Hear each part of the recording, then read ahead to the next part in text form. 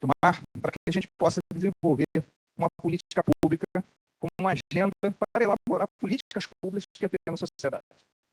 E aqui também foi colocado uma questão interessante, que é a interdisciplinaridade. Eu diria mais, é a transdisciplinaridade. Nós temos vários aspectos aqui, e o professor Sidney, que está aqui, né, falou como ex-reitor, acho que é contemporâneo meu, né, da questão da ciência, da tecnologia, da inovação, etc. Né? Isso é um ponto importantíssimo. Por quê? Nós temos a transdisciplinaridade, mas também temos uma questão que é desenvolver a mentalidade marítima, mas também a mentalidade científica. Né? Porque a universidade, qual é a função primordial da universidade? Educar pessoas para a sociedade. É pesquisar o conhecimento novo, em que nós estamos fazendo na academia, e compartilhar esse conhecimento novo com a sociedade. Aqui a Escola de Guerra Naval, como academia do pensamento fundamental da Marinha do Brasil, traz isso, e através do CEP e também de outros pontos ou interfaces com a sociedade, nós conseguimos colaborar em vários aspectos. Por exemplo, nós temos um programa de pós-graduação em estudos marítimos no ministro, e é um conceito simples na CAPES, e tem desenvolvido muitas pesquisas, não só na área de defesa e estratégia, mas também na questão marítima, da marinha mercante ou de outras situações muito interessantes. Tá? E neste ponto, eu queria lembrar um pouquinho, Sidney, que nós temos uma questão que é o triângulo de sábado, né? E vem o governo, a indústria e a sociedade. E a Marinha também vem desenvolvendo essa questão através da ELSTRIPS, ou seja, que é o aprimoramento da questão do Estado, vamos dizer assim, da academia e das empresas. As empresas a gente entende como indústria e também a indústria de serviços, a indústria típica. Aí, nesse sentido, nós vamos debater uma parte interessante, que é a explotação e a defesa, dois temas conjugados. Então, primeiramente, nós vamos trazer aqui o professor.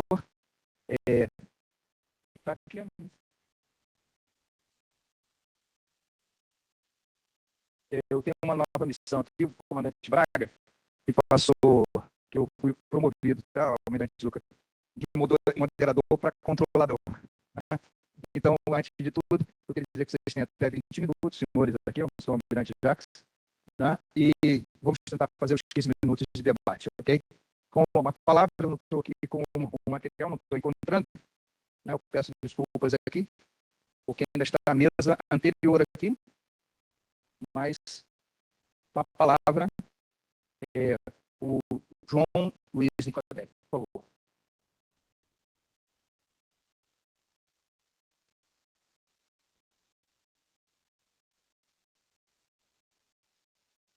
Bom dia, sim, né? Bom dia, senhores, bom dia, senhoras.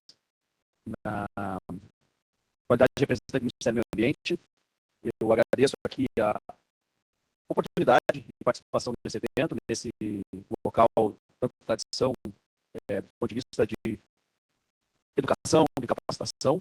Eu hoje estou coordenador do Planejamento Espacial Marinho no Ministério do Meio Ambiente, mas eu sou professor universitário do Instituto de Oceanografia da FURB, Universidade Federal do Rio Grande. Inclusive, quando o professor Marcelo colocou ali o livro de uma das publicações, né, eu vi o nome do saudoso professor Lauro Cagliari, um grande mestre meu, um grande amigo, e sempre que eu posso, eu presto uma homenagem ao professor Lauro, como faço aqui. Podemos botar a apresentação?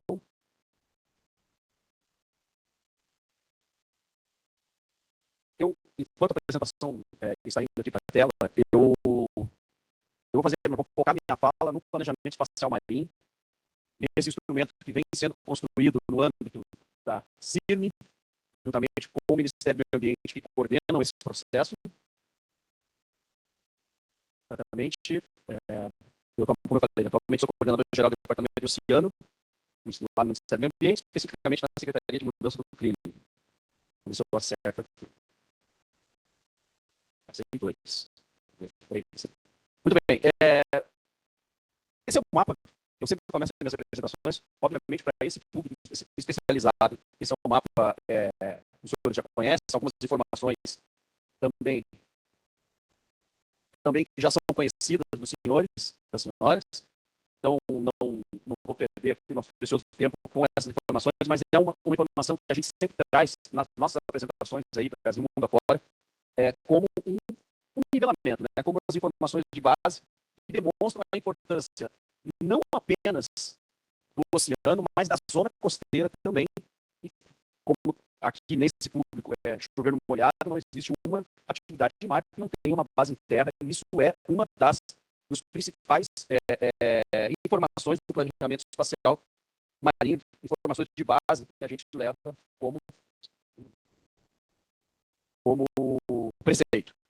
Bom, algumas questões também que são básicas na nação oceânica, diversas informações que são importantes, principalmente para contextualizar determinados públicos, na qual eu também não vou me deter muito tempo aqui, porque também os senhores e senhores são especialistas nessa, digamos assim, nesse território e, por consequência, de informações econômicas e ambientais como as que estão em tela.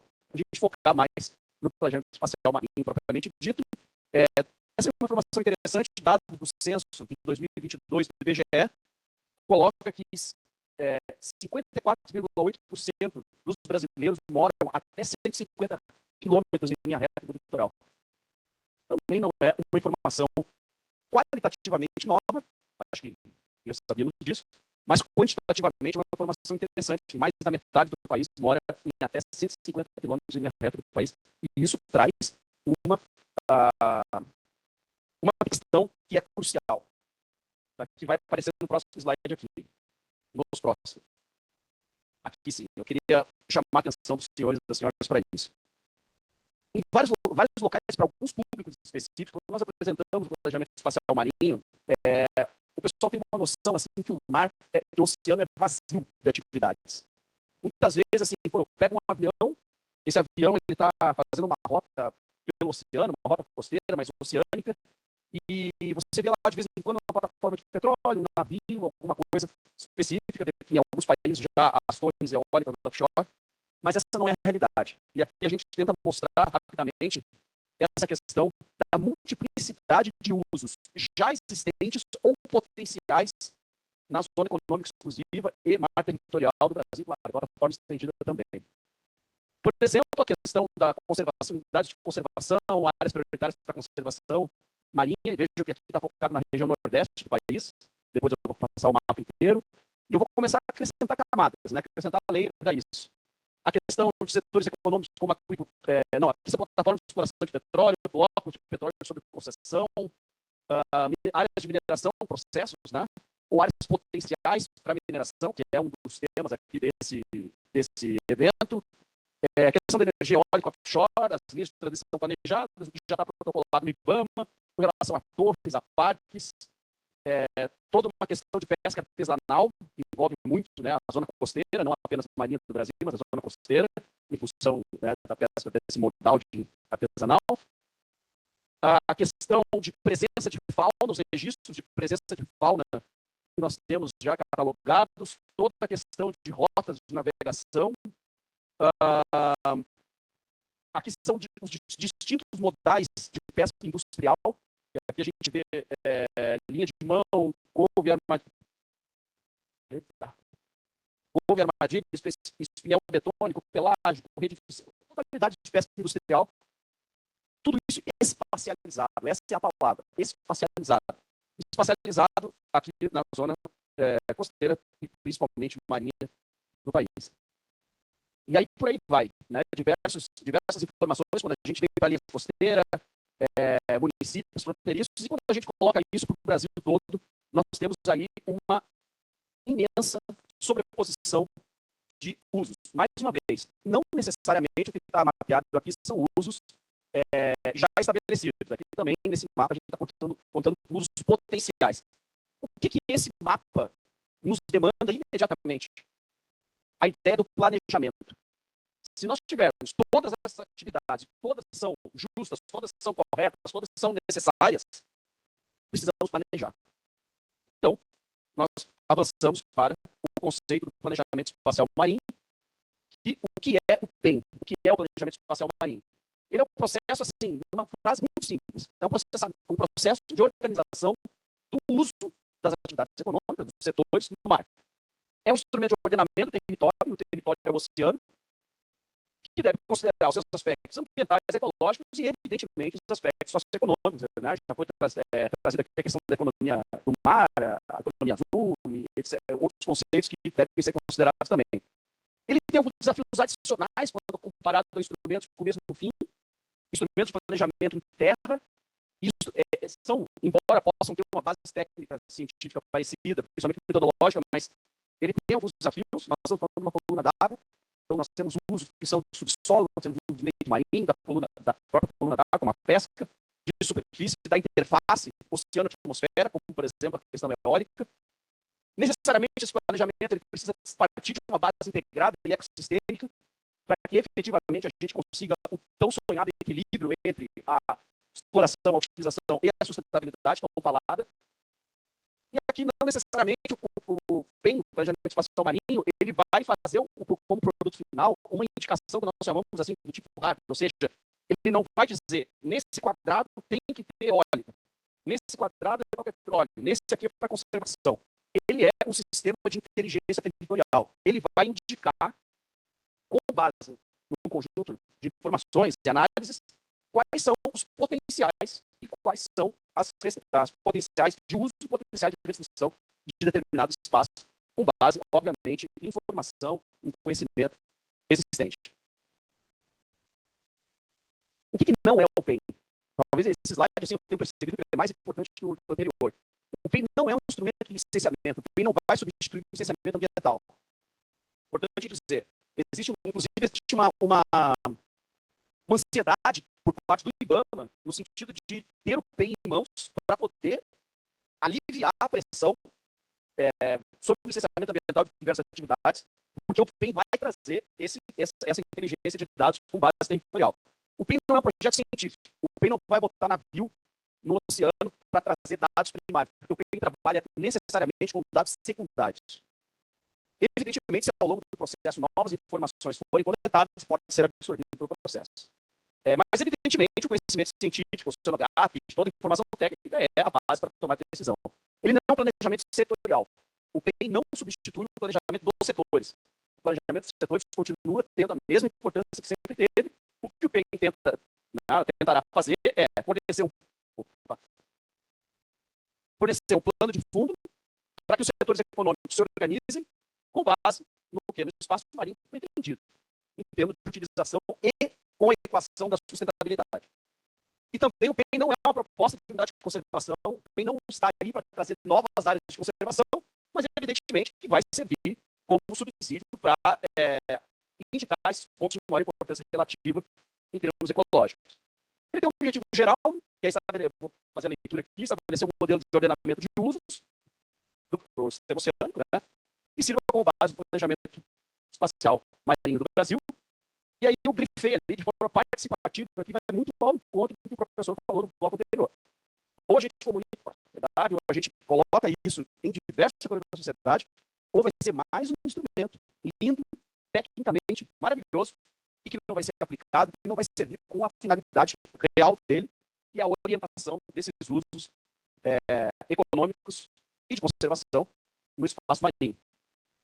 Do ponto de vista de governança, a coordenação nacional do PEN está a cargo da Comissão Interministerial para os Recursos do Mar, nós estamos aqui com o Almirante Jacques no painel, e o Ministério do Meio Ambiente e Mudança do Clima, como os coordenadores centrais, como financiadores o BNDES e o FUNBIO, que vem financiando os estudos regionais, o PEN foi regionalizado do ponto de vista de estudo, de projetos.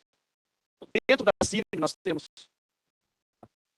o Comitê Executivo do Planejamento Espacial Marinho, CEPEM, no Ministério do Meio Ambiente, um grupo de trabalho específico, que é o GTPEM, e os projetos regionais nas 4 regiões costeiras e oceânicas aqui do Brasil.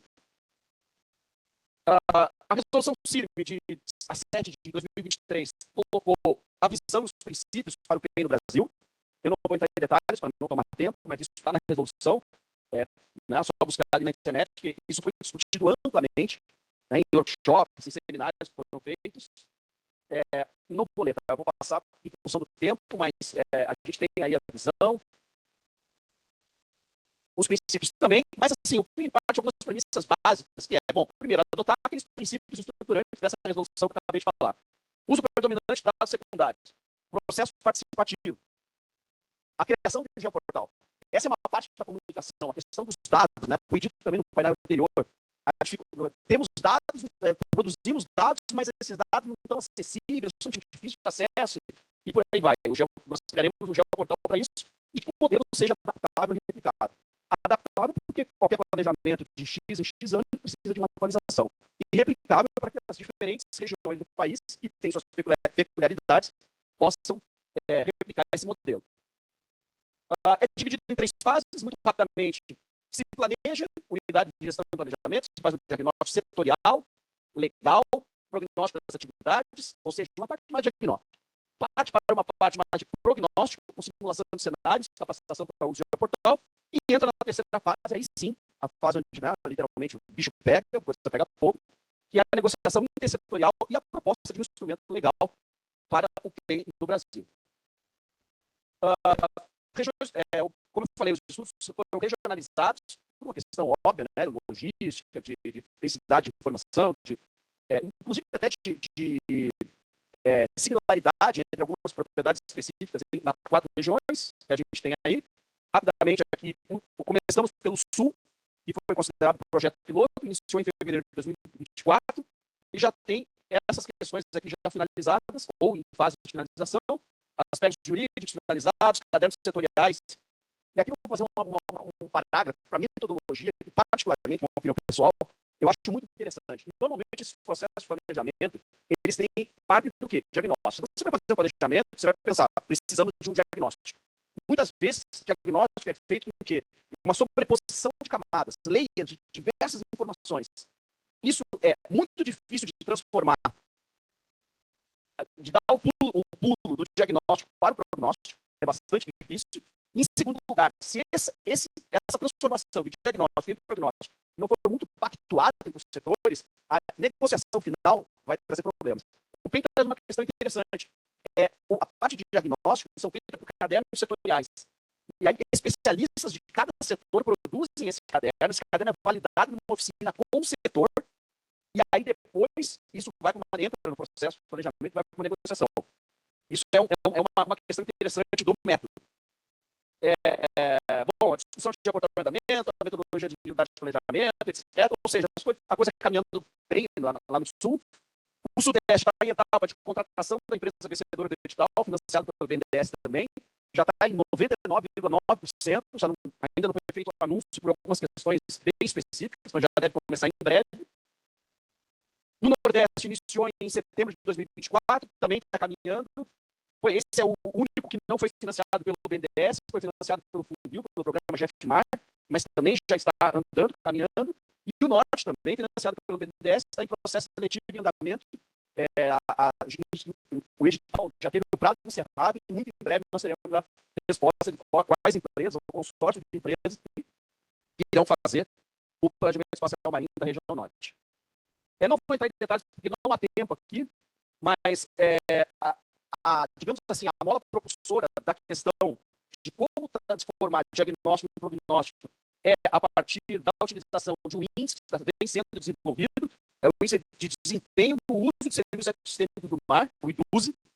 É um produto que vem sendo elaborado por algumas universidades e que basicamente trabalha com uma relação entre como que uma atividade pode interferir positivamente, neutro ou negativamente em outra atividade do ponto de vista de utilização de serviços ecossistêmicos.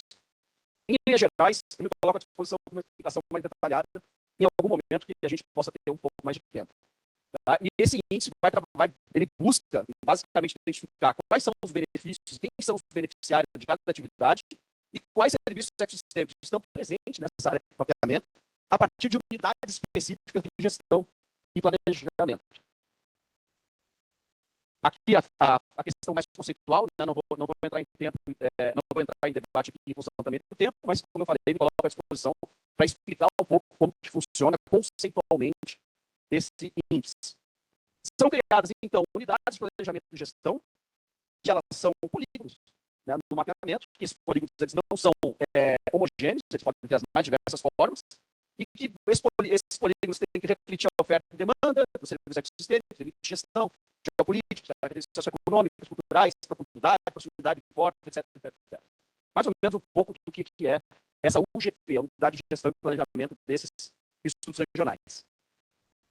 Isso aqui é só fictício, tá? Só para fins de ilustração. Então, aqui a gente tem como se fosse aqui no extremo sul, como se esse invento fosse uma unidade de planejamento. Dentro dessa unidade de planejamento, nós vamos ter a classificação com base no desempenho, ou seja, o IDUSE, e essa unidade vai trazer diretrizes e métodos de desenvolvimento, diretrizes e métodos de conservação, na ideia da busca do equilíbrio entre essas duas vertentes.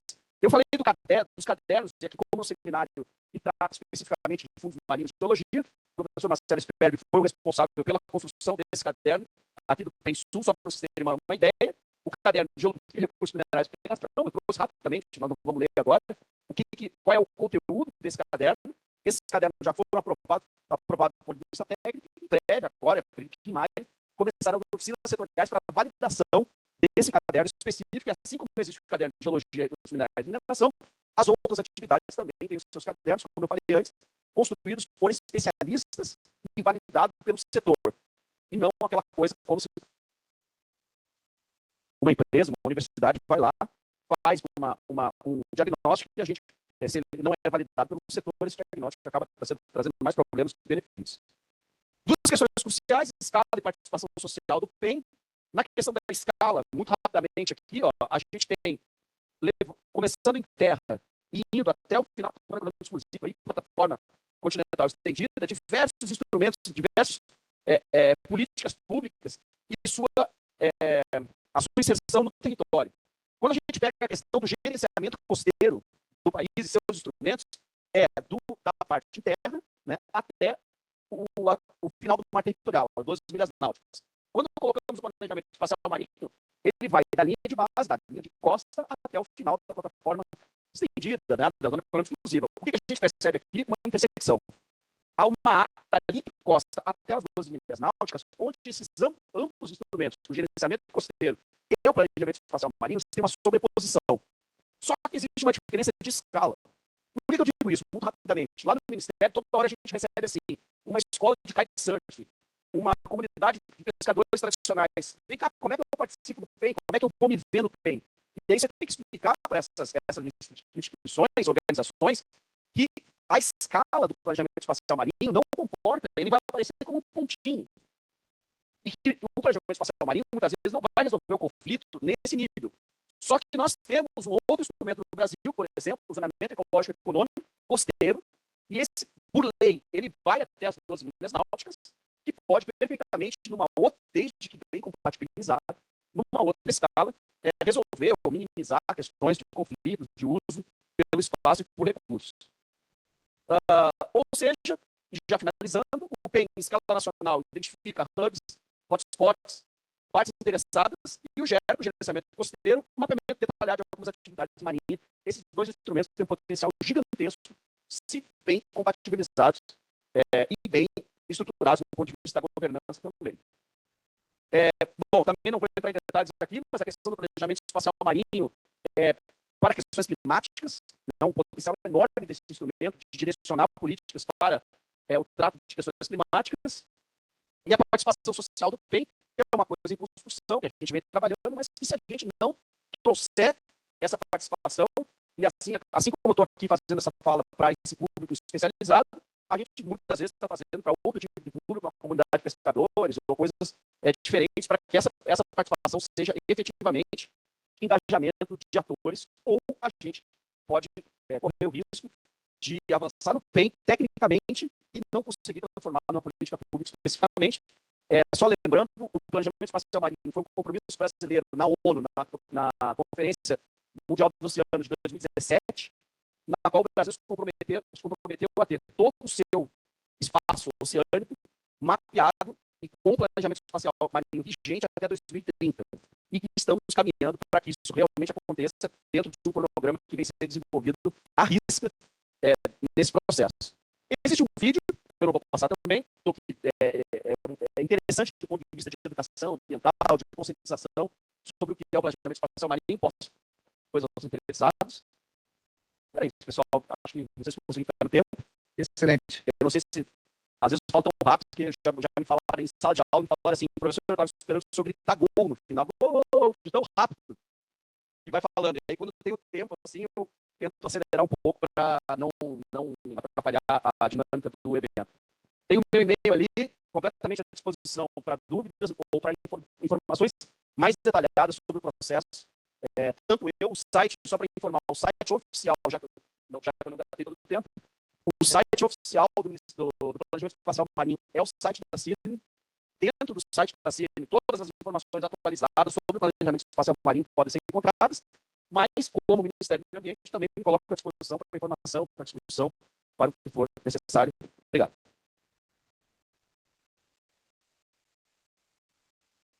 Bem, eu queria agradecer ao senhor João Luiz Nicolotti, que é do Ministério do Meio Ambiente, coordenador de planejamento espacial marinho.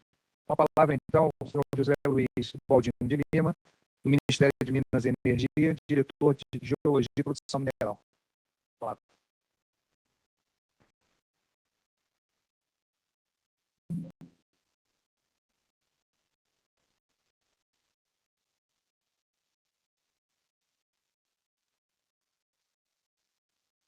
Bom dia a todos e a todas.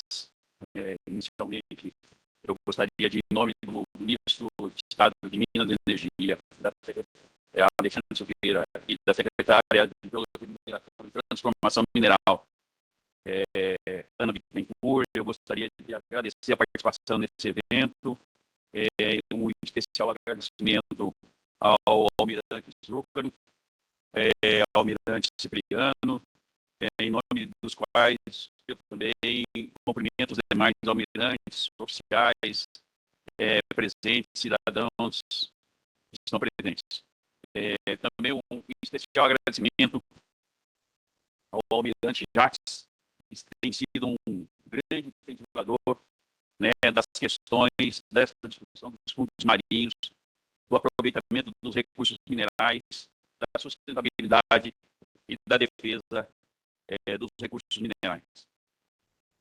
O momento é mais que oportuno para podermos discutir essas questões e, por isso, eu parabenizo a organização do evento, os temas e os participantes, e desde já, mais uma vez, eu cumprimento as excelentes palestras que antecederam e desejo sucesso aí nas demais. Eu acho que o momento é oportuno e a gente tem um desafio com o planeta. Eu acho que a gente merece, a transição energética está posta, né? A gente tem um desafio global e tem que resolver esse desafio. Então, mais uma vez aqui, eu queria colocar aqui a questão da transição energética, e o ministro Raul Jungmann, que falou no início, deixou muito claro a importância dos minerais para a transição energética, dos minerais críticos. E eu queria ressaltar que a mineração tem uma contribuição ambiental fundamental com o planeta e socialmente também consegue trazer sustentabilidade a essa transição energética. Aqui só para dar um exemplo da questão da distribuição dos metais, que já foi colocado anteriormente pelo próprio ministro Raul Jungmann e demais, como está distribuído os minerais no planeta. Aqui são os ambientes geológicos, mas também esses mapas dão uma certeza do investimento em geologia e pesquisa mineral que foi feito ao longo dos anos. Esse é um mapa de 2025, do Serviço Geológico dos Estados Unidos, e traz uma distribuição global, né, dos minerais para a transição energética. E aí, só para dar uma noção geral da onde a gente tem essa distribuição e quais os países estão concentrados esses minerais. E dentre esses países, né, aí tem os principais players do setor mineral, e o Brasil é um deles. A grande notícia a grande notícia que nós temos é que o Brasil também desenvolveu agora, publicou, né, a publicação acima, junto com o país da latino-americana, o seu mapa de potencial mineral para minerais críticos. Então, essa é a grande notícia. E certamente a gente tem muito mais minerais críticos do que aqueles minerais que estão mostrados no mapa do Serviço Geológico dos Estados Unidos. Para dar uma noção, esse é um mapa do IBRAM, né, um mapa do DNPM, que a gente tem utilizado, e aí mostra os principais metais e minerais críticos para a transição energética e demais, distribuídos em terra. E por que eu mostro em terra? Porque a gente fala, e a gente vai poder ver posteriormente, que o empreendedor, o investidor, ele só vai para o mar quando ele tem a certeza e a segurança jurídica e o investimento e o conhecimento técnico daquela informação no mar. Ao lado, nós temos o potencial mineral da nossa plataforma continental, plataforma estendida. E ali a gente vê também os principais minerais críticos. Só um momento, por favor.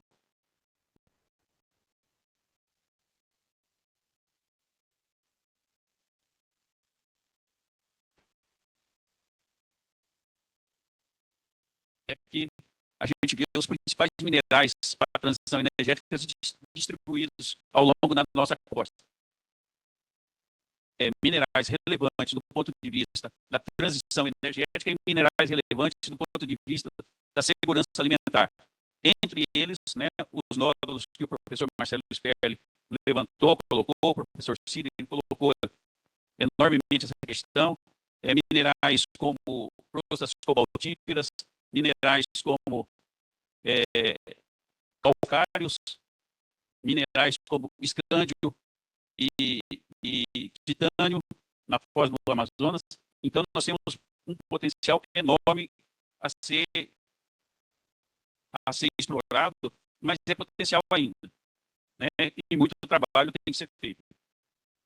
Aqui é o trabalho da CPRM, esses dois mapas são mapas da CPRM, gerados pela CPRM, que confirma essas informações, né, e os potenciais que a gente tem aí na nossa costa. O mapa anterior, 2008, esse mapa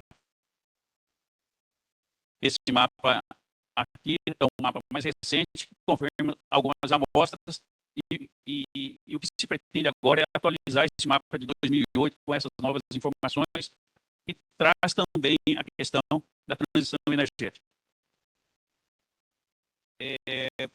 Nosso professor e ministro Raul Jungmann trabalhou bastante essa questão na sua fala, né? O grande desafio geopolítico que a gente tem. Nós temos alguns países que são grandes demandantes de minerais críticos, né? Basta ver aqui os países, aqui a Europa, né? E os grandes produtores desses minerais distribuídos no mundo. Também essa produção toda concentrada em alguns poucos países. E isso tem gerado, a gente tem visto aí os noticiários mais recentes, uma especulação e um grande desafio geopolítico a ser enfrentado. Mais uma vez aqui, também simplesmente para mostrar, são gráficos da Agência Internacional de Energia, que mostra a produção de alguns minerais críticos, né?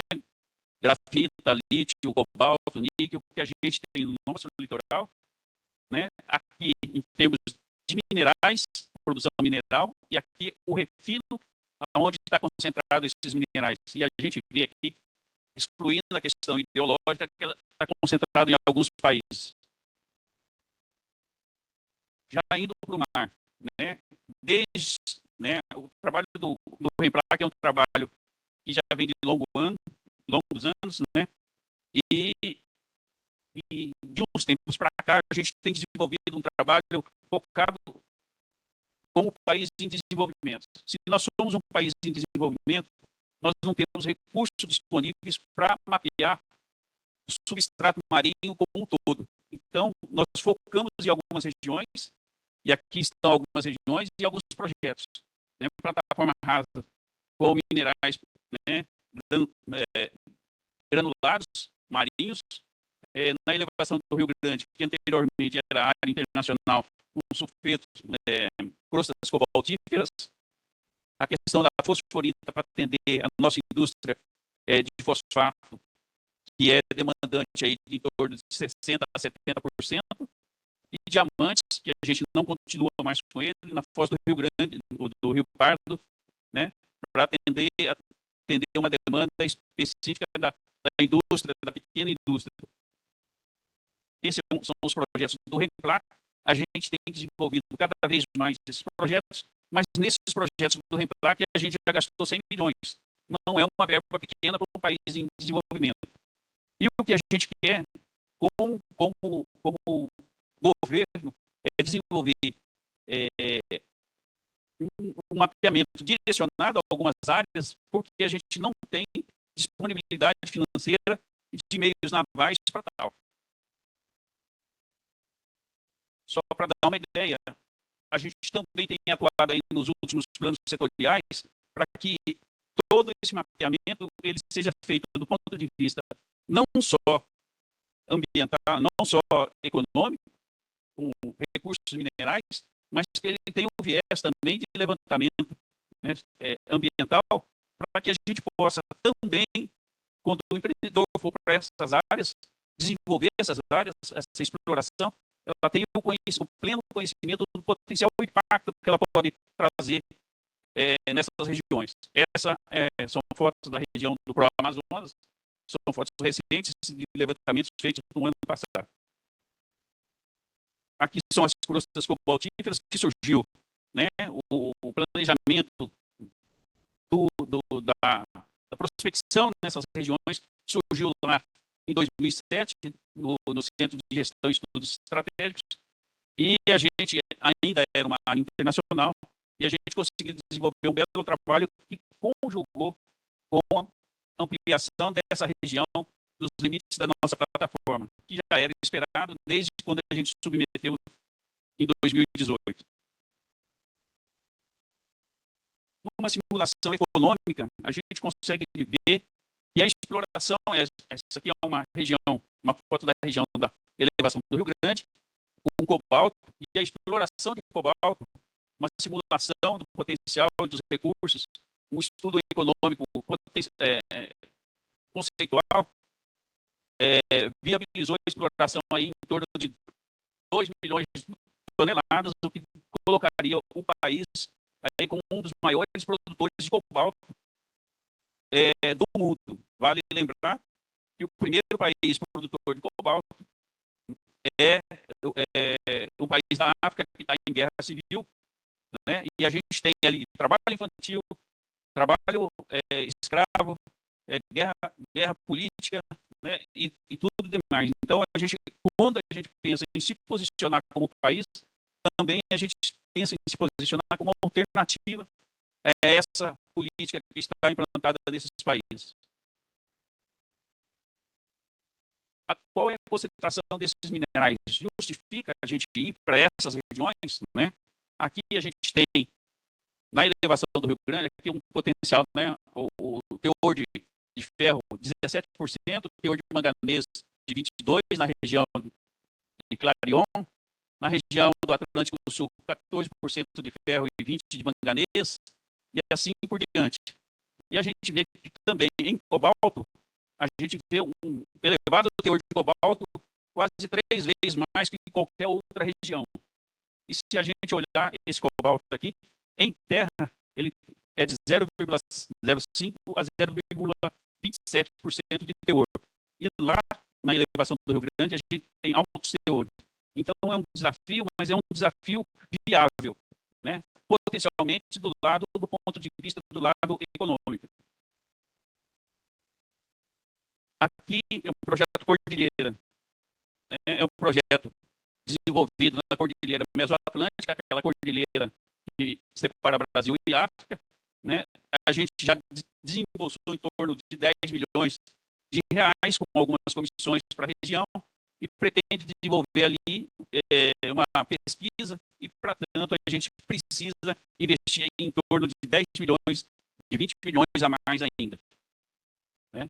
Essa seria a programação para as próximas atividades, com o mapeamento que a gente já desenvolveu aqui, mas um mapeamento de detalhe, né, que envolveria aí 2 campanhas de 60 dias em torno de 20 milhões. Essa é um desenvolvimento de trabalho em área internacional. Quando a gente fala em área internacional, nós estamos falando de alguns teores também para a questão de sulfetos nessa região. Né? Por exemplo, na questão de sulfetos, os sulfetos aqui, tanto para zinco, né, como para cobre, são muito mais elevados que qualquer concentração de teor em terra. Então, também potencialmente, do ponto de vista geológico, econômico, é um valor muito elevado. Aqui são concentrações de nódulos polimetálicos que também trazem, né, o professor Marcelo Sperli falou de algumas regiões potenciais da costa brasileira. Então, a gente tem alguns potenciais enormes para ser explorado aí do ponto de vista técnico, mas para isso precisa também trabalhos ambientais, além do prolongamento, né, dos trabalhos científicos. E um grande desafio nosso é levar o investidor. A atividade de mineração é uma atividade eminentemente privada, né? É uma atividade que demanda aí, o governo, a CPRM vai até a fase de prospecção e depois a gente tem o desenvolvimento da atividade todo pela iniciativa privada. Aqui é o mapa do Brasil em terra, com 240 mil requerimentos para mineração. Né? No caso do mar, a gente não chega hoje, a gente não chega a 1.982. Apesar do crescimento, desde 2008, nós tivemos um avanço, aí, um número de títulos muito grande de 2008 para frente, 2009, 2010, mas depois esse valor começou a diminuir. Né? As pessoas começaram a desistir, o custo é muito elevado. E o desafio geopolítico, quando nós trabalhamos na elevação do Rio Grande, a gente tem um desafio de soberania. A gente lá, trabalhando além dos países, né, das ilhas que tem no entorno, a gente teve a presença de alguns países aí que estavam também tentando navegar por aquelas águas. Então, é um desafio de soberania. A experiência tem mostrado que o monitoramento e a defesa desse território é muito importante para o país. Aqui, do ponto de vista, o desafio, né, do custo operacional, do conhecimento geológico e financeiro. Né? Só para dar uma ideia, o professor Sidney trouxe uma experiência muito para mim que consolida isso. A CPRM desembolsa em torno de 9 milhões a 11 milhões por ano para desenvolver a pesquisa com o navio Vital de Oliveira. O custo, mais ou menos, do Vital, me corrija se eu estiver errado, para nós em torno de 300 mil por dia. Então, é um desafio enorme fazer qualquer pesquisa em alto mar.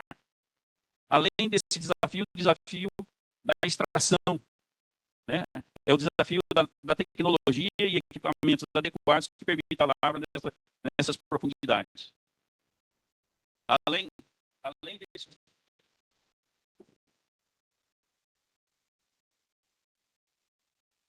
Além desse desafio, a gente precisa, toda a exploração em área sob jurisdição nacional, ela tem uma legislação tão igual quanto as áreas terrestres. Então, a gente precisa desenvolver uma legislação diferenciada até pela sutileza do ambiente. Esse ambiente é um ambiente muito sensível.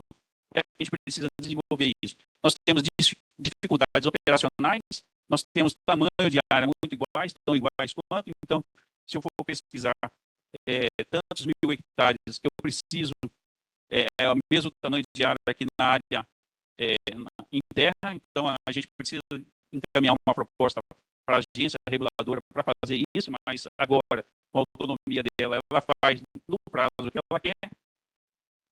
E nós precisamos internalizar também as boas práticas. A indústria de petróleo tem mostrado boas práticas de conservação ambiental e a legislação internacional da ISMA também tem mostrado uma grande experiência nisso. Além disso, é o desafio, né, da mão de obra especializada em águas profundas e na transição energética. Os trabalhos na elevação do Rio Grande mostraram, né, para a CPRM e para universidades que estiveram associadas, que isso é muito importante, a gente desenvolveu expertise, mas a CPRM não faz a lavra, a CPRM não faz a pesquisa mineral. Então a gente precisa ir além da CPRM. Eles fizeram ali fantástico e a gente precisa ir um pouco além. E aqui algumas considerações que a gente entende como, já terminando, né? O mar já é importante para a indústria mineral, porque ele serve de base, e isso já foi colocado anteriormente para nossas exportações. Os recursos minerais têm um grande potencial para o desenvolvimento econômico e social. A atividade de mineração que a CPRM faz é de prospecção, não é de lavra, é de conhecimento geológico. A sensibilidade do ambiente marinho merece uma legislação mineral específica e ajustada para isso. As atividades de mineração em mar têm que ser conduzidas de forma sustentável. Não dá para fazer mineração sem pensar em meio ambiente, sem pensar em práticas que respeitem o meio ambiente das comunidades do entorno ou próximas, né? E tem que ser baseado nas melhores técnicas. As estimativas de minerais críticos, os que me antecederam também falaram isso. As estimativas de minerais críticos não têm considerado o uso da defesa. Isso é um fundamento importante para a gente que vai fazer uma política. E, preferencialmente, se tiver uma política ou uma estratégia que seja nacional. Isso é muito importante. A gente tem que desenvolver uma estratégia nacional para minerais críticos e estratégicos. Internacionalmente, eu gostaria só de salientar, né, ainda sentado ali, me falaram sobre a questão da posição internacional. O Brasil adotou uma posição de pausa preventiva, não foi de moratório, foi uma posição de pausa preventiva, com a questão de mineração em áreas profundas, em áreas que são sob jurisdição da ISMA, não em áreas nacionais. Em áreas nacionais, existe toda uma legislação e o Brasil está desenvolvendo mineração como sempre. E é necessário ter estruturas fortes de defesa para garantir os interesses nacionais, nossos recursos e a soberania do país. Em síntese, é mais ou menos isso que a gente gostaria de colocar. Estamos à disposição para perguntas e desejar mais uma vez parabenizar pelo evento. Obrigado.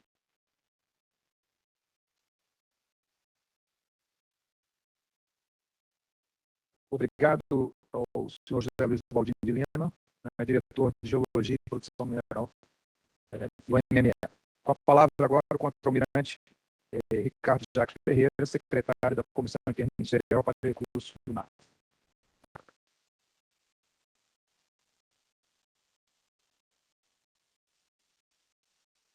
O senhor Raul Jungmann, presidente do IBRAM, antigo ministro da Defesa, almirante Leal, antigo ministro do Superior Tribunal Militar, almirante Fábio Maia, antigo chefe de Estado da Armada, almirante Viseu, antigo chefe de Estado da Armada, demais almirantes presentes, em nome do senhor, do cumprimento a todos os militares e pesquisadores que nos acompanham no dia de hoje.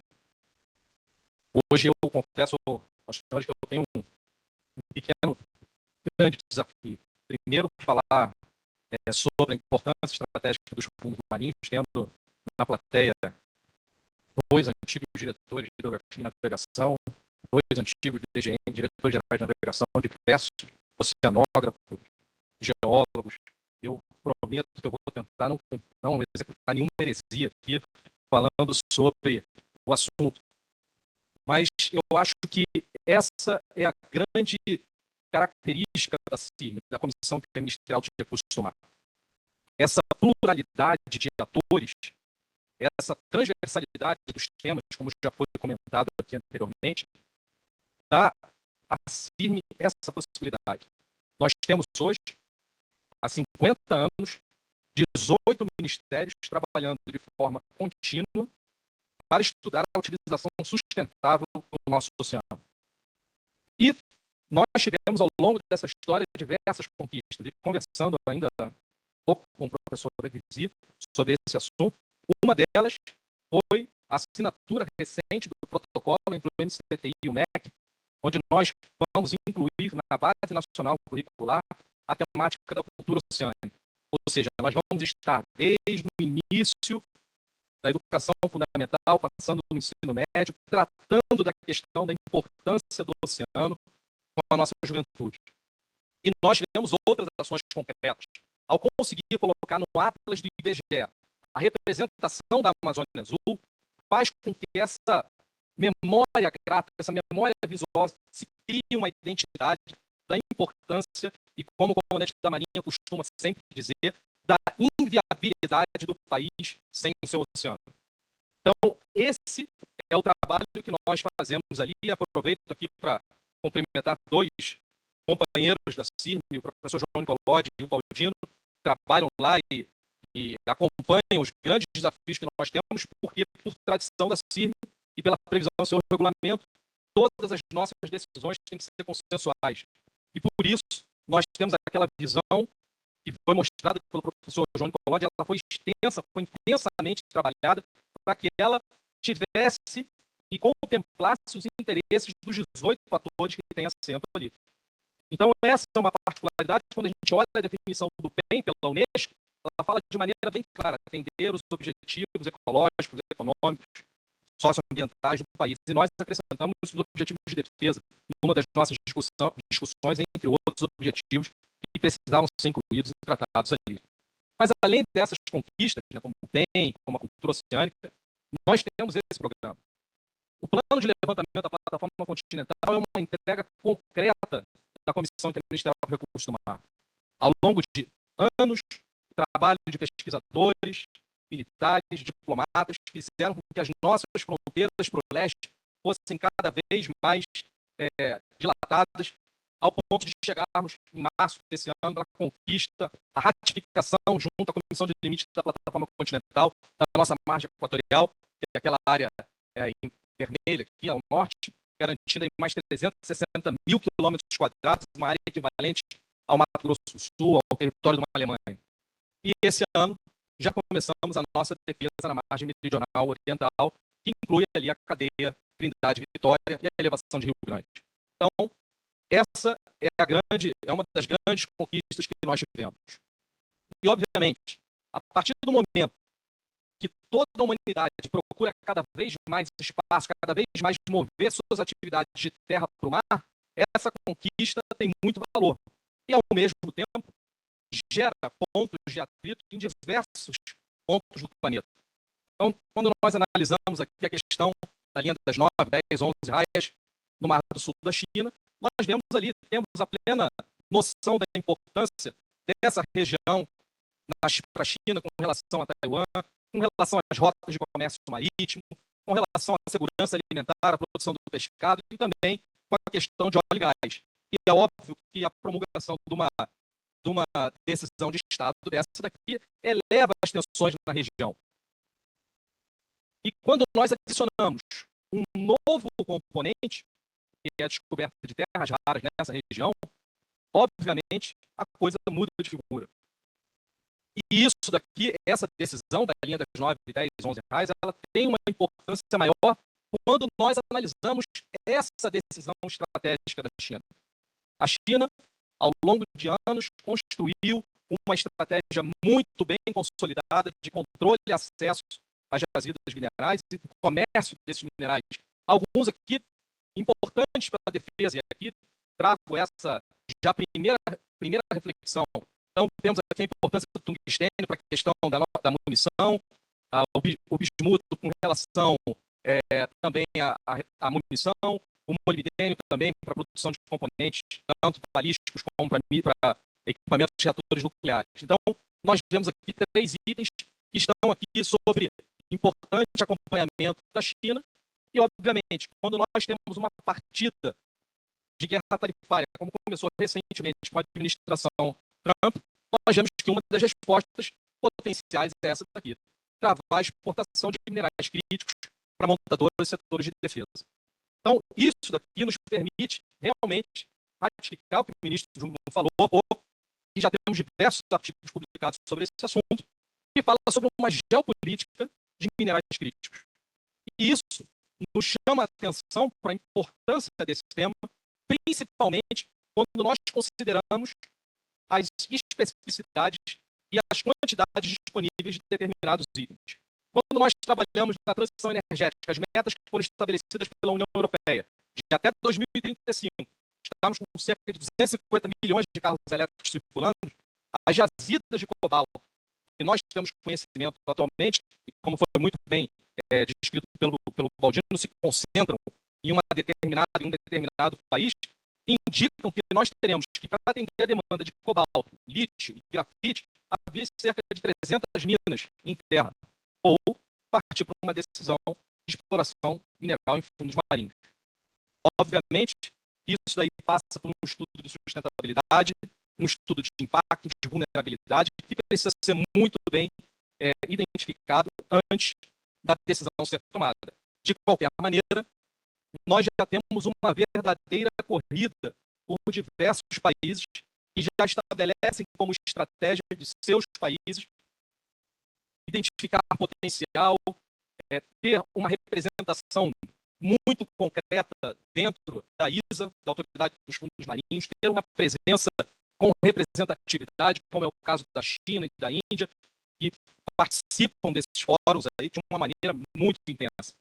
E volto a destacar a importância que foi mencionada pelo professor Marcelo Sperli e agora pelo Baldino também, de nós termos um contrato, voltar a ter um contrato com a ISA. Esse contrato que nós tínhamos da elevação do Rio Grande nos forneceu informações muito importantes que ratificaram e nos subsidiaram para tomar a decisão de incluir a elevação do Rio Grande no nosso pleito junto à CLTC. Ter contrato com a ISA significa dar mais força também para o Estado brasileiro e para a sua representante, que hoje se encontra à frente da Autoridade dos Fundos Marinhos. E nós fizemos o nosso dever de casa, como já foi apontado pelo senhor Baldino aqui recentemente, com a identificação da fosforita, das nossas crostas cobaltíferas, dos granulados marinhos, bem destacado pelo professor Marcelo Sperli, pela questão dos sulfetos polimetálicos, mas eu gostaria de destacar esse artigo publicado na Nature, recentemente, pelo professor Luiz, da USP, com outros pesquisadores, que identifica na elevação de Rio Grande, além das nossas já consagradas crostas cobaltíferas ricas em ferro e manganês, a presença das terras raras. E voltamos para aquele slide onde a China destaca a importância essencial desses minerais para controlar a indústria de defesa de eletrônica. Então, nós temos aqui um grande potencial na elevação de Rio Grande, além de todos os trabalhos que já fizemos de identificação de bacias sedimentares, de plumas de escape de gás. Então, nós sabemos que aqui nós temos um potencial e que, obviamente, como já foi colocado pelas questões geopolíticas atuais, pode virar ali uma área muito importante para o futuro da transição energética do Brasil e do planeta. É óbvio que isso daqui gera um novo desafio para a Marinha. Nós temos que ter capacidade de garantir a nossa soberania numa região que está a cerca de 1.200 quilômetros da nossa base. Quando nós comparamos, por exemplo, com o desafio que nós temos no pré-sal, onde as plataformas estão ali na faixa de 180, 200 quilômetros, é que nós podemos ter a exata dimensão do desafio que é garantir a soberania do país numa região tão distinta, tão distante das nossas bases. E é óbvio, também já foi comentado, é muito difícil fazer patrulha, fazer a fiscalização sem base de inteligência e de informação. Para isso, para a aplicação eficiente dos nossos navios e aeronaves, é fundamental que o país conte com um sistema de monitoramento adequado às grandes dimensões da Amazônia Azul. Nós precisamos dessa informação para que nós tenhamos eficiência na aplicação dos nossos navios, no monitoramento, na fiscalização e na garantia de nossa soberania. Esse assunto já foi citado aqui recentemente sobre o Seabed Warfare, Mas eu gostaria de destacar aqui que já o nosso dia hoje fala sobre fundos marinhos, né? Nessa publicação de fevereiro de 2022, a França deixa bem claro que, nos aspectos dos fundos marinhos, assuntos relacionados à energia e recursos minerais são importantíssimos para a garantia da soberania e para a garantia do futuro do Estado francês. Então, da mesma maneira que eu conversei na época com o professor Sidney sobre o que os BRICS estavam fazendo, e aqui a gente pode ficar horas comentando sobre a estratégia chinesa, sobre a estratégia indiana, sobre os investimentos em pesquisa, os investimentos em defesa, nós vemos que esses países já possuem uma visão muito bem consolidada sobre a importância da mineração nos fundos marinhos. E aí é óbvio que nós precisamos comentar sobre esse assunto. Já foi abordado algumas vezes. Quando nós olhamos aqui a situação do percentual do PIB em relação a gastos de defesa, nós vemos que o país não se encontra numa situação privilegiada. E quando a gente fala sobre esses investimentos, é importante destacar que não são apenas investimentos para compras de navio, mas sim para o desenvolvimento de um projeto estratégico como o Cisgás, para investimento em formação de pessoal, para a criação de novas escolas de formação para os aquaviários que vão trabalhar nessas atividades que nós estamos discutindo aqui, seja no PEN, seja na mineração, seja nas eólicas offshore. Mas, principalmente, para o apoio também à pesquisa, que é um dos assuntos que foi tocado aqui várias vezes. Quando nós extrapolamos essa nossa comparação, o que acontece entre o G8 e aqui, excluindo, nós pegando as maiores economias do mundo, tirando aqui o Canadá, esse era um gráfico anterior, esse ano o Canadá já passou para o Brasil, mas quando nós comparamos a situação dos investimentos em defesa, nós vemos de novo que nós não estamos numa posição privilegiada, seja para garantir a nossa soberania, seja para investir em pesquisa, seja exatamente para fiscalizar as atividades que vão ser executadas no mar. E aqui eu pego um gancho num dos itens que é comentado nesse workshop. A gente fala de sustentabilidade. Não existe sustentabilidade sem fiscalização. Eu não tenho como dizer se aquela atividade está sendo efetivamente sustentável se eu não consigo ir até lá e verificar se o IBAMA, se o MMA está de acordo, se o Ministério da Pesca está de acordo com o que está sendo feito, se a ANP está conseguindo fiscalizar e, na verdade, quem faz a presença dessas agências, desses órgãos do mar, quem dá esse apoio logístico para isso é a Marinha. Então, não há uma possibilidade de nós nos posicionarmos de uma maneira concreta, dizendo que uma atividade é sustentável sem a fiscalização dessa atividade. Então, esses recursos são necessários e, para isso, estamos trabalhando bastante. O ministro tem trabalhado sempre com relação à PEC 55, para que nós tenhamos a vinculação das nossas despesas, inicialmente previsto em 2% do PIB, hoje já se comenta em 2% das receitas correntes líquidas, mas isso é uma solução para que nós tenhamos a previsibilidade orçamentária necessária para projetos estruturantes de grande monta, como a construção de navios ou até mesmo o estabelecimento de um sistema de monitoramento no padrão do Cisgás. Isso tem sido falado em diversas ocasiões, principalmente quando comentamos no caso da margem equatorial. Agora estamos aí trabalhando com a questão da pesquisa, exploração para a pesquisa, e em breve nós vamos começar a ter a exploração comercial, caso essa situação seja resolvida dentro do governo brasileiro. E nesse caso nós temos tempo ainda para providenciar, para construir agora os navios que serão necessários quando a exploração começar. E aqui, nesse caso, também da mineração é a mesma coisa. Nós precisamos nos planejar para, se um dia o Estado decidir pela utilização desses recursos, estarmos prontos, não só para garantir a prerrogativa do país de explorar esses recursos, a exclusividade do país, mas também de fiscalizar a maneira como esses recursos estarão sendo explorados. Em linhas gerais, era isso que eu tinha para apresentar e me coloco também à disposição para qualquer turno. Muito obrigado.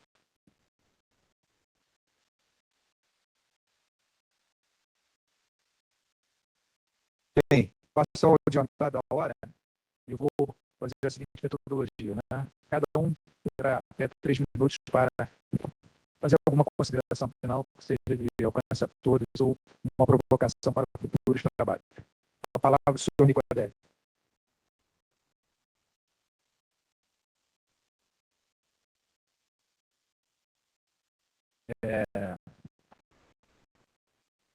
Assim, não uma provocação, mas uma questão de lições aprendidas. E eu não posso fugir do tema que eu apresentei, que é o tema do planejamento. O Brasil, não sou eu que digo, são livros e artigos, economistas, historiadores. O Brasil é um país que se planeja setorialmente ao longo da sua história. Superpassa governos, superpassa ideologias, se planeja setorialmente. Evidentemente, o planejamento setorial ele é absolutamente importante, mas um país não pode se planejar só setorialmente. Um país tem que se planejar com base territorial. Eu falar isso aqui no público de Marinha chega a ser quase uma heresia, mas é uma mensagem que a gente passa muito onde a gente tem a oportunidade de falar de um planejamento integrado, de um planejamento com base territorial, e nesse caso aqui o território é o oceano. Então, que a gente consiga aprender com diversas lições que já tivemos do planejamento em terra para poder avançar nesse planejamento marinho, que traga o que todo mundo deseja, no final das contas, que é o desenvolvimento, geração de riqueza, com sustentabilidade, com cuidado ambiental, porque senão o planejamento é fadado ao fracasso, o recurso esgota, o ecossistema perde a sua capacidade de regeneração, o seu serviço ecossistêmico, e a gente tem uma exploração de curtíssimo prazo. Então, aliás, esses dois lados da equação é a nossa busca, e acho que a mensagem é essa, é a lição aprendida de não planejar do ponto de vista de território, ou pelo menos assim, não que nunca tenha sido feito planejamento, mas executar o planejamento de base territorial, e a gente tem a grande oportunidade, com o planejamento espacial marinho, de conseguir trazer essa questão do planejamento para os oceanos, para os usos do oceano, para a conservação do oceano, de uma maneira justa e equilibrada.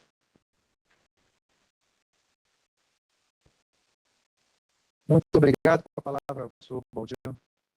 Obrigado. Mais uma vez, eu gostaria de agradecer e colocar, o Almirante Jacques colocou a importância da Marinha do Brasil nessa questão do mar, no apoio logístico, no apoio para o conhecimento. E eu gostaria de reforçar exatamente isso. A Marinha do Brasil tem sido fundamental nessa questão do apoio, da logística e na questão da discussão política quando se trata de recursos do mar, seja vivos e não vivos. Então, é fundamental que a gente continue tendo aí, eu vou fazer um coro ao professor Sidney, meios navais suficientes, não só para apoiar a pesquisa, para apoiar o conhecimento dos fundos marinhos, mas para poder apoiar o conhecimento para o aproveitamento desses fundos marinhos.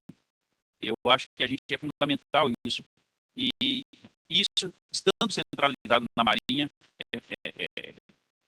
tudo de melhor que a gente possa ter. Então, e mais do que isso, além dessa questão, a questão da soberania. O Almirante Jacques já colocou aqui a questão da necessidade, se a gente tem um potencial desse enorme, seja para terras raras, cobalto, manganês e ferro lá na elevação do Rio Grande, seja nódulos polimetálicos no entorno da elevação, na costa do Nordeste também. Então a gente precisa de ter uma força forte para poder cuidar da nossa soberania. Então são essas palavras, né? E faço coro aqui ao que os demais já colocaram antecipadamente. Obrigado.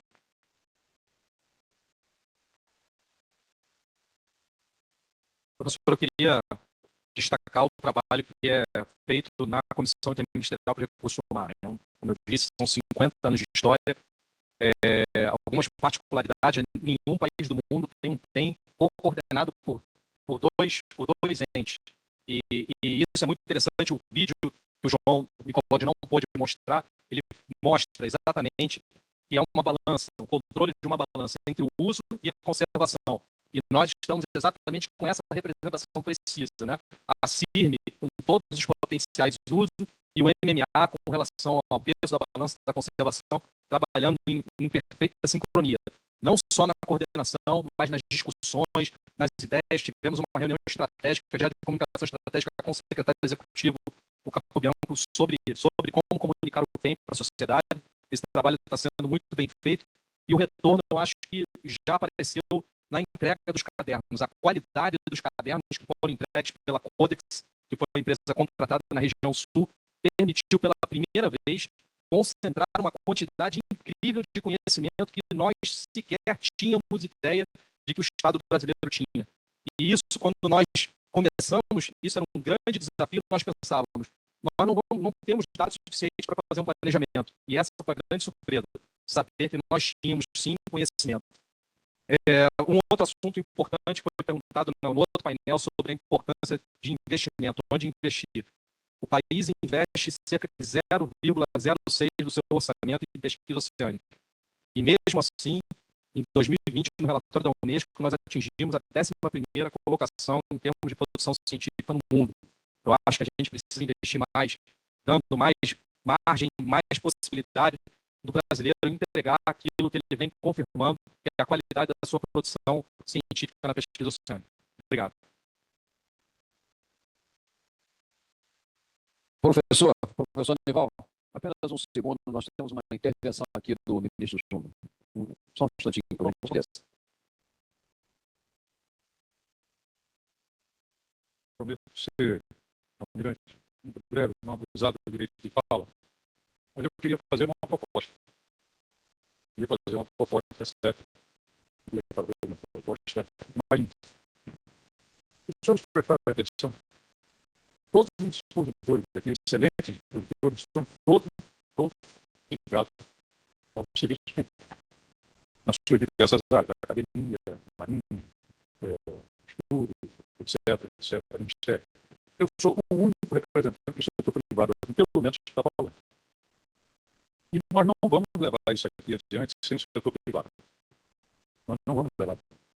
Então, eu sempre vivi um enorme. Quando eu fui ministro da Defesa, é uma angústia enorme. Você vê as demandas que nós temos das forças, particularmente da Marinha. A primeira reunião que eu fiz com o Estado-Maior foi da Marinha. Então, ali eu pude captar a demanda do setor e, ao mesmo tempo, a disponibilidade orçamentária para fazer com que essa demanda fosse efetivamente atendida. Então, é uma angústia que ainda recentemente eu participei de um debate, promovido pelo CDESEM, que é coordenado pelo embaixador Rui Barbosa, por que é que nós não damos a devida atenção e por que nós não temos esse acoplamento, por assim dizer, entre a política, porque, senhores, não se esqueçam, aliás, os senhores sabem disso. É no orçamento federal, no OGU, onde se dá o conflito distributivo, onde se dá exatamente a questão das prioridades nacionais. É através do nosso representante. Não tem como. Se nós não sensibilizamos a sociedade e nós não sensibilizamos a política, nós não vamos fazer, porque esse jogo que nós sabemos é absolutamente estratégico para a nossa sobrevivência como nação. Nós não vamos mudar. Então, qual é a minha proposta? A minha proposta é que nós temos que, primeiro, nós temos que ter uma estratégia. Nós precisamos ter uma estratégia. Como é que nós vamos conseguir mudar esse quadro? Porque o diagnóstico do quadro é excelente, os expositores aqui no Ministério. Mas a minha pergunta, sobretudo para os senhores que têm formação militar, que dão uma estratégia de importância, é qual é a estratégia que nós vamos fazer para mudar esse quadro? Nós temos que fazer isso. E aí eu diria que algumas ideias é que CEP, eu ainda há pouco perguntava ao governador, tem conselho da CEP? Isso tem. E quem integra? São as reserva. Ótimo. São excelentes profissionais brasileiros, não tenho dúvida. Mas nós precisamos criar alguma coisa que traga o setor privado para próximo. E tanto quanto isso aí for uma coisa, me perdoe, menos complicada, menos presa, por assim dizer, as normas e regulamentos que o serviço público tem, eu não estou propondo fazer uma ONG, não é isso, pelo amor de Deus. Mas nós temos que fazer. E nós temos que ter dentro dessa estratégia, e é preciso essa estratégia, nós temos que ter a capacidade de sensibilizar a elite do país, ou pelo menos aquela parte da elite que é fundamental para a tomada de decisão. Sem que não tem jogo, não vai ter jogo. Tá? Então, eu digo isso porque eu estou expressando uma angústia que eu sinto com relação a essa defasagem, a esse descolamento entre as necessidades expressas aqui hoje pela Marinha do Brasil, tá certo? E, de fato, a repercussão, o interesse e a possibilidade de decisão para poder contemplar esse objetivo. Então, repito, a minha proposta é a Constituição, primeiro, a Constituição de algo que eu não vou aqui especificar, que não cabe, mas que reúne o setor privado do país e dispõe da parte da mineração, que é 5% do PIB nacional, a ajudar nesse sentido, pode contar conosco, aqui para frente, não tem a nossa dúvida. Conseguir mobilizar outros setores, tá certo? Com relação a isso, a própria política, tá certo? Nós vamos ter que educar boa parte da nossa elite, fazer parte desse grupo, dessa estratégia, fazer isso, tá certo?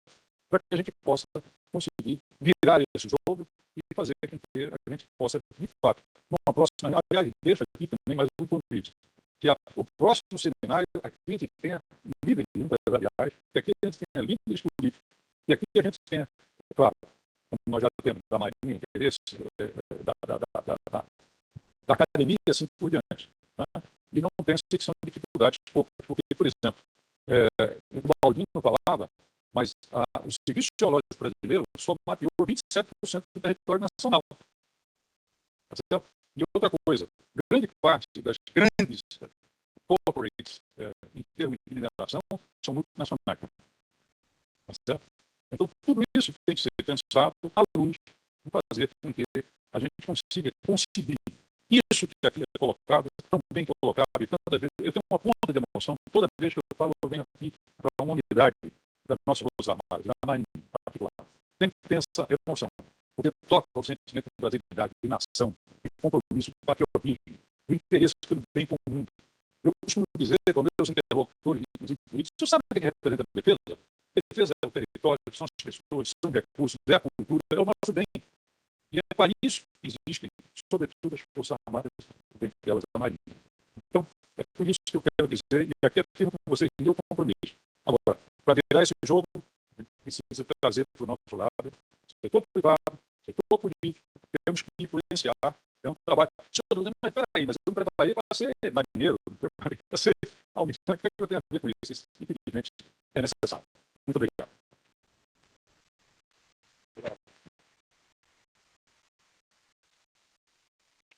Obrigado, senhor ministro.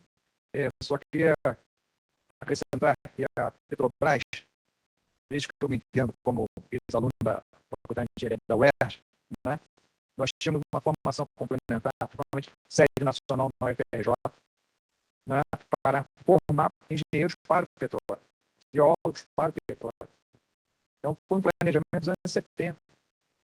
A Embraer fez um planejamento de um mestrado profissional lá em São José dos Campos, que pegava alunos de todo o país para formar engenheiros da área de aeronáutica. A Bombardier ela pegava os alunos que nem se formavam. Né? Foi uma estratégia da Embraer, estratégia da Petrobras. Né? Então, a indústria do petróleo trabalhou com uma formação na Petrobras, mas também tinha um programa de mobilização da indústria do petróleo, PROMIP, para curso técnico e para graduação. Então, tem que ser um esforço da